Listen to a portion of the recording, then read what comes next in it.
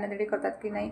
तुम्ही एवढेच म्हणल्या होत्या. एखादा कस्टमर म्हणते की हा पातळ आहे कपडा, खालचा जसं आपल्याला एखादा सलवार शिवायचा असला तर याला सर्व गोष्ट होऊन जातात. आणि काय म्हणतात नाही हा पातळ कपडा आहे, व्यवस्थित कपडा नाही, त्याला तुम्ही अस्तर लावून टाका. पण तो म्हणत नाही, आपणही त्याला म्हणत नाही की नाही अस्तर लावू, अस्तरचेच कपडे लागतील असे नाही. आपल्याला शिवायला पण लागेल ना, मेहनत लागेल ना. त्यामुळे तेव्हाच म्हणायचं की नाही अस्तरचे कपडे तर लागतीलच, पण शिवायची पण मेहनत लागेल. नाही तर तो त्यावेळेस काय म्हणतो की आपले एवढे बोलणं झालं होतं. हो, बोलणं तर झालं होतं, पण स्टिचिंग करायला पण आपल्याला वेळ लागतो. त्यामुळे क्लिअर सांगून टाकायचं. हां ना, आपल्याला जर चांगली शिलाई येत असेल ना तर तो नक्की देईलच. 10-20 रुपये जर तुम्ही विकणार असाल तर 10-20 रुपये एखाद्या कपड्यामध्ये कमी केला तर काही फरक नाही पडत ना. हे करायला हवं विकणार असलं तर.